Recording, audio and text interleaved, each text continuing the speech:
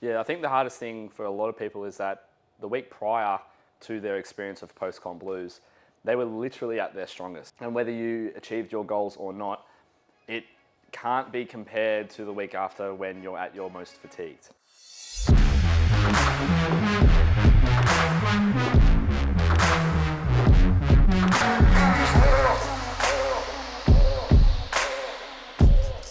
Hey guys. Oh, sorry, that's for Hamish. Yeah. Hey guys, welcome back to episode 6 of The Hunt. Today I'm joined by the hostess with the mostest, Benny Roberts. How are you, mate? Very good, mate. Yourself? Very good. So we're doing a bit of one-on-one action today.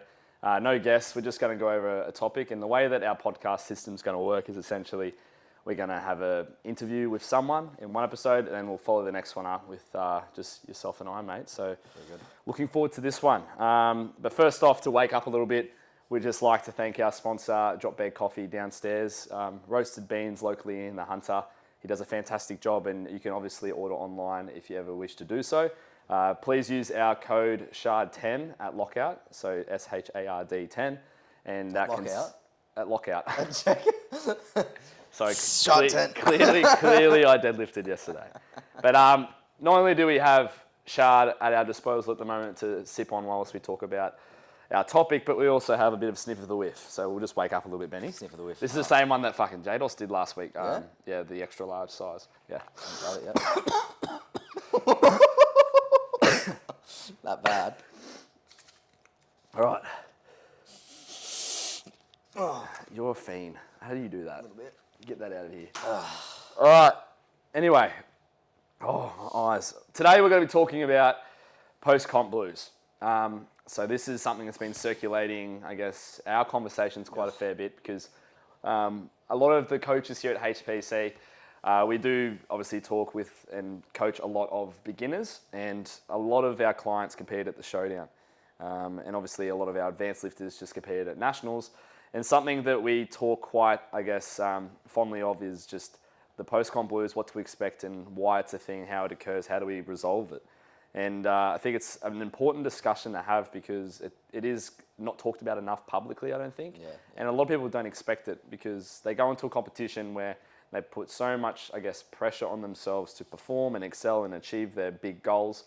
But what can happen sometimes is, you may not hit those goals or you may achieve those goals, but you're not even thinking about what comes after.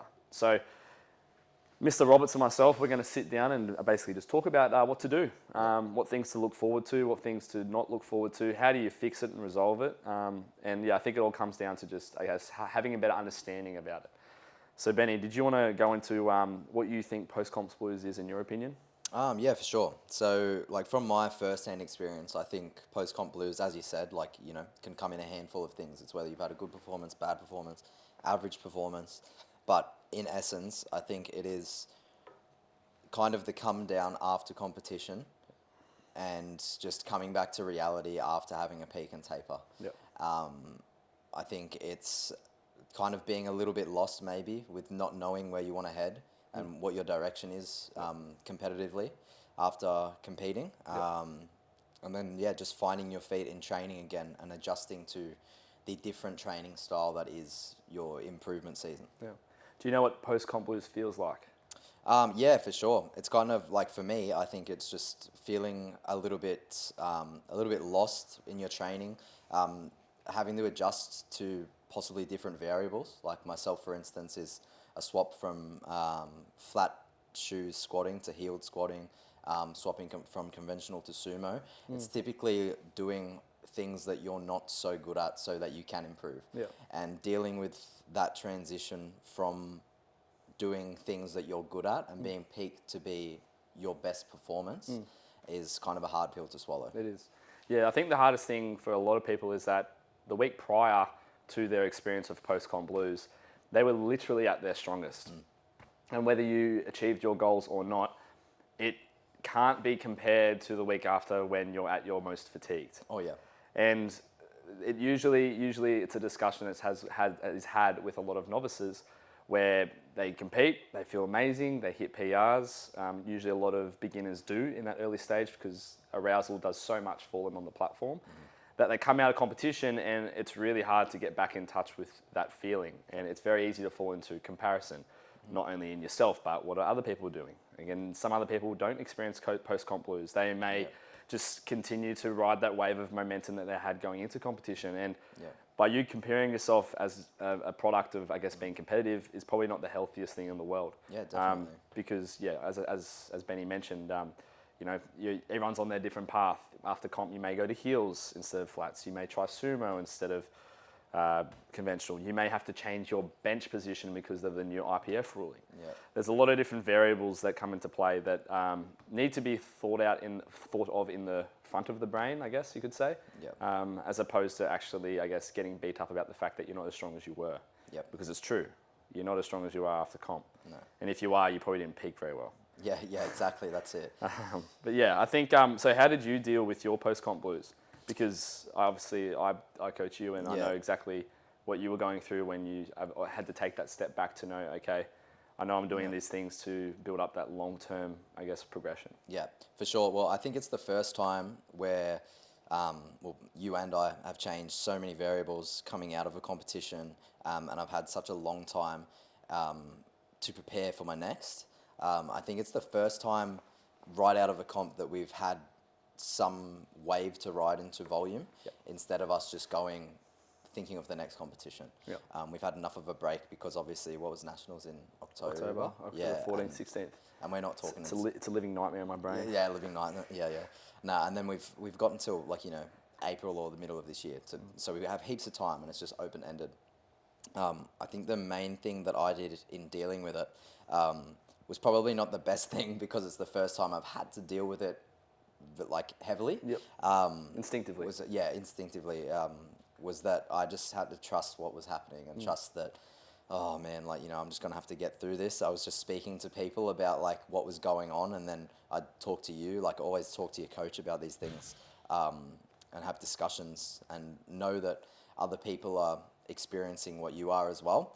I think the hardest part for me was that I came off of a really good peak for nationals and then went to this and I was swapping so many variables, and then there were people who had peaked and were swapping the same variables but seeing great results very quickly. Yielding, and I wasn't so quickly. So I was like, well, what's the point? Why are we changing these things?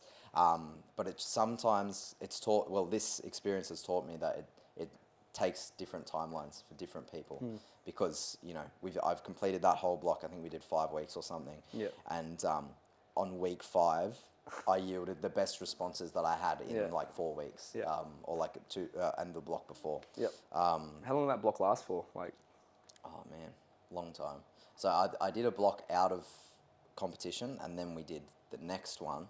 That was when I started to gain a little momentum, but all of the work didn't pay off majorly until the last week. And then I was like, this is the one. Yeah, it's where you cash in. Yeah, for sure. You put your check into the bank, you collect your money. Exactly, yeah. And then even week 1 of the new block this year has been great. So, and that's the hardest thing, I guess, is for some people, they respond really well straight away because they pick up things faster than what you do. I usually find it in my experience that it's mostly just motor patterns. If you know what to do with your body and how to control it. And I think this is super important when you first start the sport. If you've done, I guess, bodybuilding as a great example, Robert Wilkes used to always say when we were affiliated with him, and I used to be a coach in that federation that thou shalt not speak of. He used to always say bodybuilders make shit powerlifters, and honestly, I reckon that's a crop of crap, to be honest, because I've had bodybuilders start with me, and even in my own experience, where I tell them to do this with your ribs, do this with your pelvis. You know, when you do lat pull down, you push your chest really high to the ceiling, do that. There are a lot of skills that you learn from bodybuilding that can, I guess, help these people who finish competition, they go into off-season training, and they're just able to adopt positions faster than what, say, some other people do because they don't know necessarily how to control their body as well as you. And it can be just as simple as that. And I'm not saying that, you haven't done bodybuilding because I know you have in the past, but specifically, I've definitely experienced that as a coach with my own clients previously. Yeah, I think so as well. Definitely.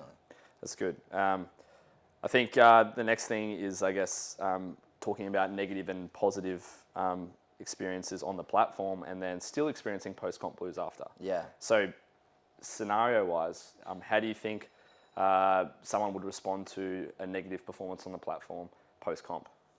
Well, there's a whole barrel of fish, right? So it's like some people may come out of that and think, what am I doing? Why bother? Because they have put in all the hard work and then they haven't been able to, as you say, cash their check at competition. So I think that there's that type of person.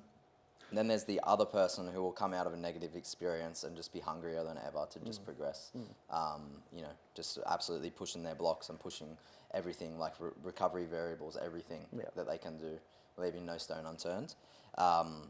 Those are probably the people who I'd say would avoid post-competition blues the most. But yeah, I think from personal experience though, I'd say the one time that I've dealt with the post-competition blues the most was following like a positive experience at nationals where things went quite well. But also I did have like a couple of downfalls, like my bench didn't show up the way I wanted it to, and dropping like my second deadlift using hook grip and then having to reattempt on the third kind of got to me as well, because I wasn't able to express the strength that I know I had on the day because I just had to focus on holding the bar. But yeah, so it's just one of those things, right? Yeah, I think I've competed about 10 times or 11 times. And every single time I compete, it's a different experience, obviously. But I would say, like, in recent, I've had more negative experiences than positive. Like, I haven't totaled my PR and PR'd my total, in like 2 years and a bit since Nationals 2020, because I got injured. I opened this place. A lot of investment went into this space, and my training hasn't been the forefront until now.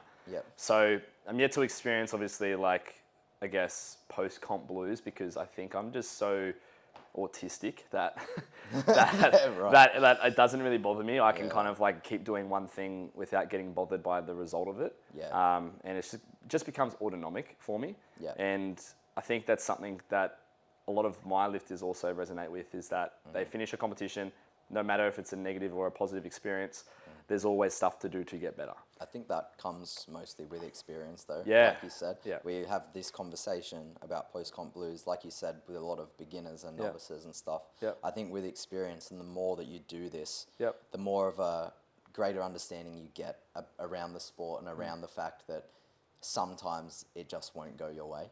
So I will say this though, like, in my experience with post-comp blues, I feel like when there's that release of pressure, that's when I perform my best. So for nationals, like this year, there was so much pressure, mostly imposed by myself. Like, I created that YouTube series for Gumption, which never really fell into, I guess, the idea that I wanted it to be. And then obviously, like, I spoke publicly that I want to win and I want to do these amazing things. And I think a lot of people probably resonate with that who do want to win and do those things. They speak out loud. They talk what they want their actions to be. And generally, for some people, they can follow through with it, but some people can't. And it's not until, like I said, after competition, when the dust had settled, I was able to actually release all that pressure and actually enjoy my training again, and make it fun. So for some people, they're probably like, if they were in my situation, they probably would experience post-comp blues because they didn't achieve their goal. But really for me, it was that release of pressure that allowed me to just basically enjoy my training again and have fun. And now I'm having the best training cycles of my life. So I think that is something to consider. If you've competed at a level where you have really high expectations of yourself, meeting those expectations with what you can actually control, and then knowing that, like, okay, after comp, I don't have to have this amount of pressure on myself, because pressure creates stress. You're probably going to be able to, like, slow down and realize how fun training is. And I think that's super important. Yeah, for sure. I was having this thought process the other day where it was kind of thinking about taking your training seriously, taking nutrition seriously, taking recovery seriously, but not taking yourself too seriously. I think there's a nice balance to that, in which you don't impose too much, like you said, stress and pressure on your own training and on your own performance. So. And I think in contrast, people who have positive performances and then they still experience post-comp blues, it's probably because you've achieved your goal, really. And I think that means that, like, if you've achieved your goal, the first time round and you don't know what your next goal is, it just comes down to goal setting. And one of the protocols we have here at HPC between our clients is long-term, medium-term and short-term goals. Yeah. And we're very clear on those and we communicate with each other and we know exactly what we're in here. We have a job to do and that's our goal, is to hit that long-term achievement. Yeah. So I think instead of setting those short-term goals for that competition that you're about to do, be sure to have something set up to know that you're on the right path or heading on the right path in towards your next thing. What do you reckon, what would you recommend to do if, for example, you still experience post-comp blues though? Yeah. If you already have those achievements lined up that you want to hit? You have achievements lined up. I think that people can then set those goals, right? Yep. And you're talking months Yep. and 6 months and a year. But I think that post-comp blues is a feeling that we get right now. And I think that maybe thinking about how your current microcycle is looking, how your like full mesocycle is looking, what Even you can macro do, for that matter. Yeah, macro. Yeah, whatever you're doing right now, and how you can influence your success later. Yeah. Whether you start focusing on really dialing in on nailing your RPE every session, all the technical changes, Communicating with your coach. communicating with your coach, just appreciating the things and the victories that you get to achieve day to day, opposed to just fixating on the next competition, because all you're going to be thinking about is the total you want to hit, what you want to squat, what you want to bench, what you want to deadlift, whether you want to go 9 for 9. And what you're doing right now, although it is building to that, it's not necessarily a reflection of what you're going to achieve there. Exactly right. Yeah. Exactly right. I can't explain how many times a peak doesn't go to plan, but then they peak really well just because they're really fatigued. Or the other way around, they end up actually having their best week of training on competition week.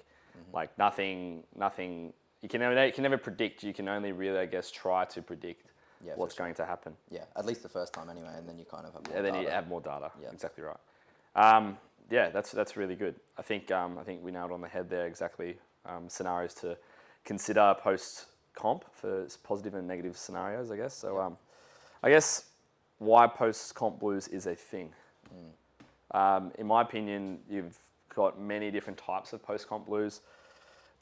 Psychology being the main one, and as we had mentioned just before, setting those, I guess, expectations and creating those goals, thinking about the little wins is probably going to help you avoid post-comp blues psychologically. Yeah. But also, I think staying in touch with your long-term and short-term and medium-term goals. Communicating that with your coach, that like, this is what we're working towards, this is what we're doing. And then that way it stays at the forefront of your mind. And more so about the medium to long-term goals. Like, I have clients that I communicate with on a weekly basis about the medium and long-term goals, because we know we have an expectation to reach together.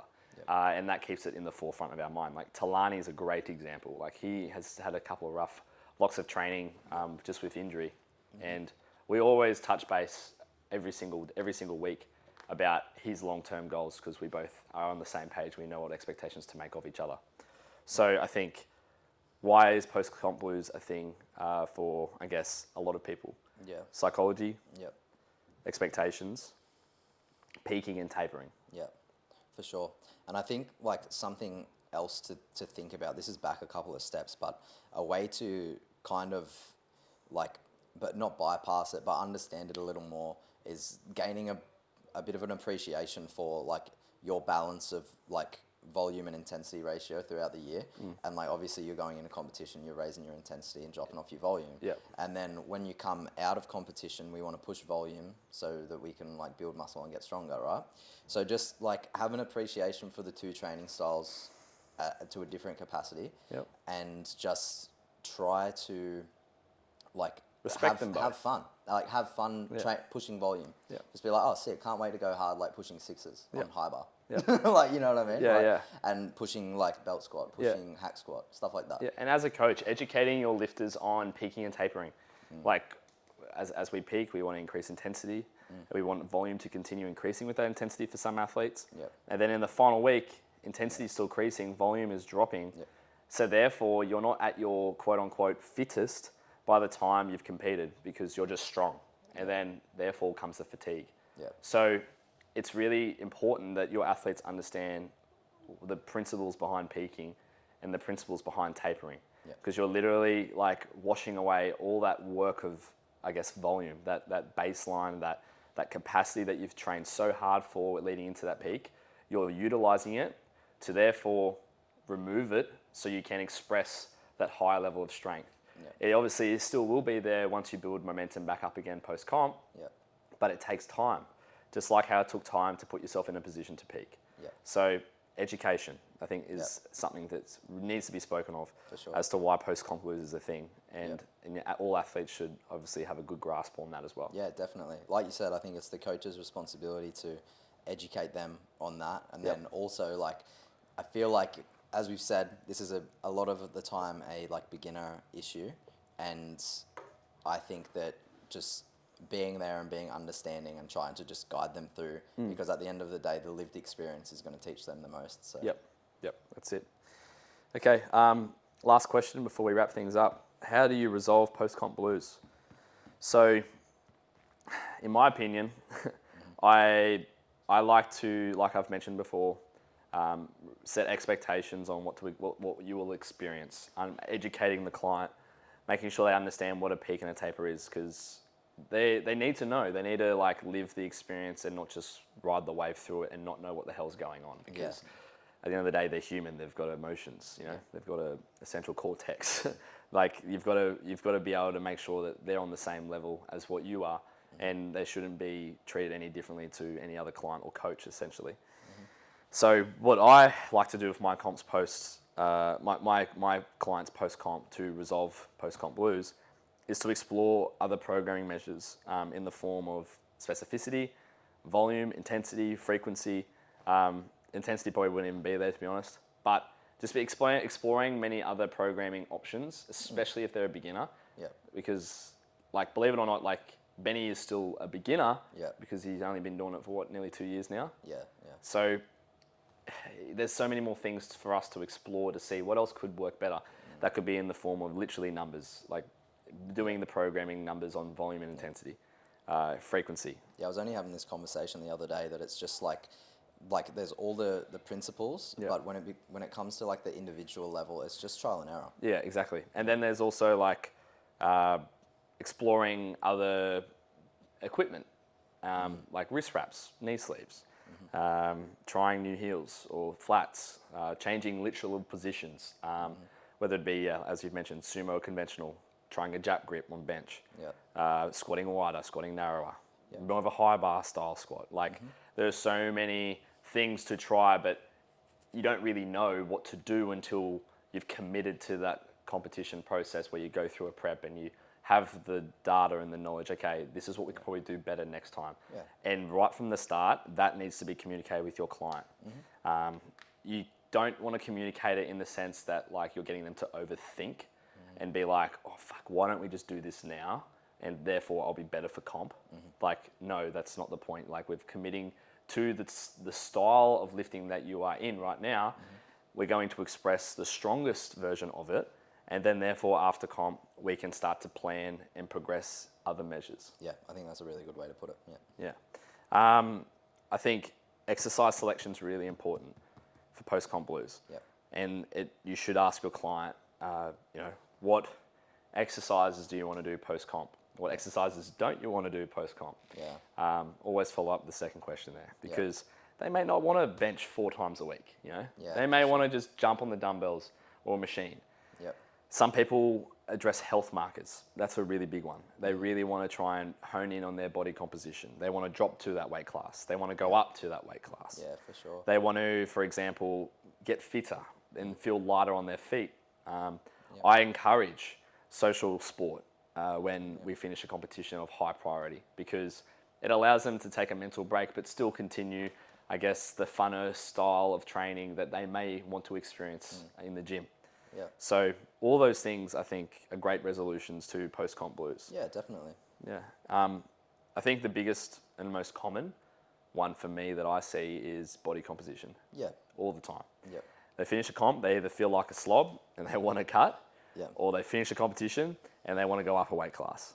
What about you? What do you reckon is the most common resolution for you when it comes to post-comp blues with your clients? Resolution.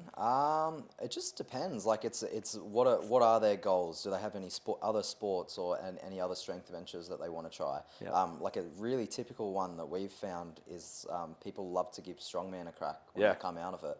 I think that's absolutely fine. I think it's a good thing, but they also need to understand that they've been built for like a sagittal plane sport where they're really stiff, and all of a sudden, if they want to put a 180 kilo yoke on their back and do sprints, like they need to ease in, or they're going to hurt themselves, and then that's good for no one. Exactly right. You know, it's all about enjoying your training, especially when you're becoming less specific. Yep. But being smart about it. Yes. Don't hurt yourself. Yes, exactly right. And the other funny one as well is that, like, if you've spoken to a client, as I mentioned earlier, about these medium to long-term goals, and they've told you that they want to be, national champion, world champion, all these things. Yep. Therefore, as a coach, you have to be able to resolve their post-comp blues with things that still keep that medium to long-term goal intact, unless it changes. So I think that's the difference, right? So it's like if you've got a client like that who has goals that like they have a full time frame. They're like, well, not attached to certain times, but they have goals like they want to be national champion, they want to go to Worlds, they want to do this. That's when you have to draw back the enjoyment variables. You want to do this, I'm going to let you do this. It's like, no, you have a long-term goal that you really want to achieve. I need to rein you in a bit. Yep. We need to keep it specific. You Yep. still need to be nailing your nutrition. You Yep. still need to be doing these things. Yep. That's when, objectively, as a coach, you hold your client accountable to his or her goals. Yeah, for sure. And then that's when you hold them to a different standard, to maybe a different client. Yep. And I think it's confronting sometimes when you bring it up with a client, come on, mate, you fucking said to me that you want to be fucking, world champion one day. But yeah, definitely. if they're not on that level, then, you need to have that conversation with them, because you need to stay realistic. And I think, we can obviously talk about goals and how to set them and things like that, but we'll probably save it for another podcast. Yeah, definitely. Cool. All right. Well, I think that wraps things up, man. I'm pretty happy with that. And I hope you all learned something today about post-comp blues. Hopefully this has given you some light, whether you are a coach or a client, on how to handle it, what it is, why it may be a thing, how to resolve it. I think we've nailed it on the head, mate, to be honest. Hope so. Alrighty. If you could please give this a thumbs up, share it with all your clients, coaches, friends, whoever, family, your dog, whatever. Yep. It'd really help us, obviously, generate more traction on the podcast. But as for that, we'll leave you guys to it. Appreciate you tuning in, and we'll speak to you next week. Peace.